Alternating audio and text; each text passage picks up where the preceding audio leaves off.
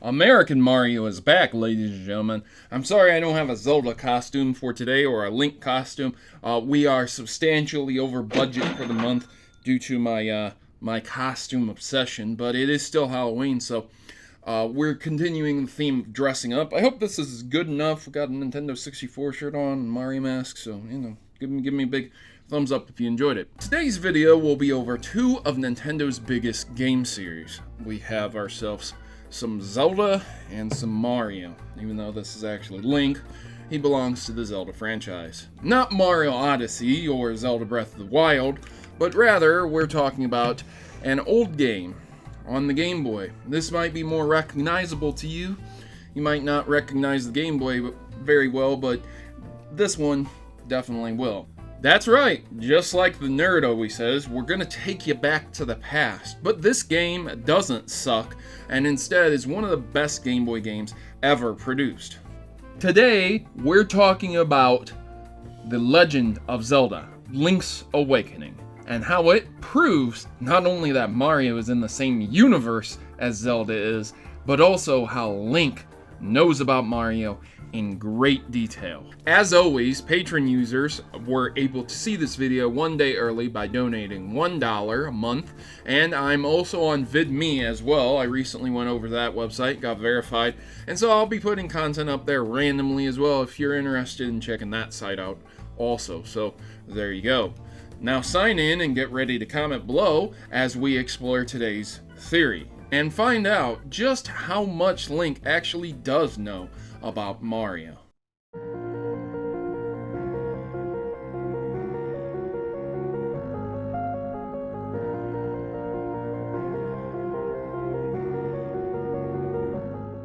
With the successful launch of the nearly perfect games Super Mario Odyssey and Zelda Breath of the Wild, Nintendo are on a hot streak. That really reminds me of back in the day with the N64, Super Mario 64, and Zelda 64, which would be The Legend of Zelda Ocarina of Time. Very coincidental and deja vu-ish, shall we put it. That all got me thinking about a few interesting theories. Like, if Mario goes into what could be considered the real world with real people, why does he look so different? But that theory will, however, be for another day. After playing both Zelda and Mario once again, I began to think there are links between the two of them. No pun intended here, I'm not as bad as MatPat. And by the way, completely unrelated, does anyone feel like shopping at Amazon after hearing that name? MatPat, man, I just really want to shop on Amazon for some reason. Me? Just me? Alright, I'm crazy anyways.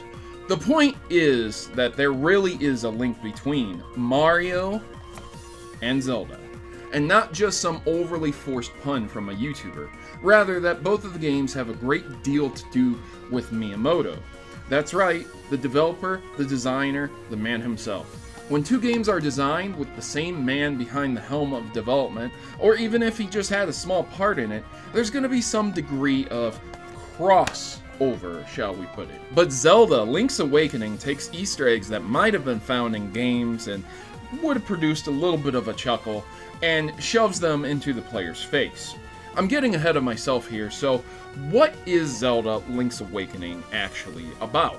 To sum up the game, Link slowly discovers the world he is trapped in is his own mind. More specifically, a dream that he is inside himself, dreaming up the world itself that he's stuck inside. Man, that's some really massive amount of inception right there. Through the game, Link travels to get several instruments to wake up something known as the Windfish that has been subdued into sleep by evil creatures of the island that he is on. During this time, Link also meets with several people from villages and grows to appreciate the island that he is trapped on. This creates a conflict in that if Link ever wants to escape, he must wake up the Windfish and thus himself. In the process of doing so, it will destroy the world that he is currently in. How then does this theory even exist? How is the connection to Mario there? Moreover, how did this game even prove that Link knew about Mario? Well, let's begin. Cue the Mario Star theme, because this is going to be a bonus round of me naming off numerous amounts of Mario characters in this Zelda game. Starting off, we have the Chain Chomp as a person's dog, no less.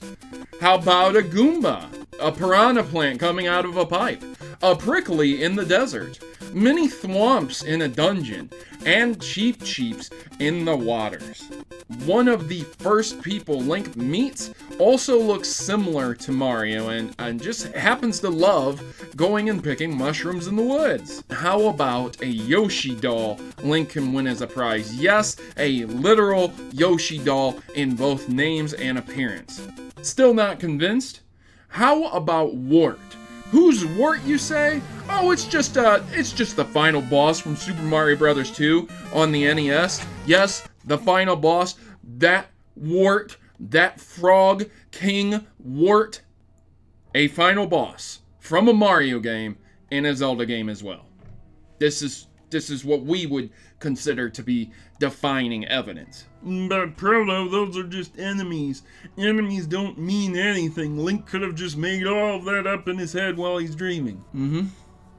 Even so, they're still from the Mario series. Yoshi. There is no mistaking that Yoshi doll. Oh, but I hear you. Oh yes, comment section. I hear you. You want more evidence. You want that smoking gun, as they say. How about a picture of Princess Toadstool? Oh yeah, there's a picture of Princess Toadstool. Not metaphorically, not in text only. No, a real deal picture. This picture comes from a catfish side quest. Yeah, seriously, there's a catfish side quest in a Zelda game. Yep, and in which it's very silly and fun to do, but at the end of it, the picture you get is without question Princess Toadstool from the Mario series. All of this evidence is great in proving that there are Mario things within a Zelda game, but how does this prove that Link knows about Mario? Because it's all in Link's head, remember? This isn't Link's world, it's Link's mind. He's dreaming, in a coma after a shipwreck that's implied in the intro scene of the Zelda game itself. All of these things are put together from Link's adventure as well. The bosses, the enemies. You might say they're just coincidences, that the enemy designs are generic, like the Goomba or the Chain Chomp. But Wart? I mean, really? Wart is the key here.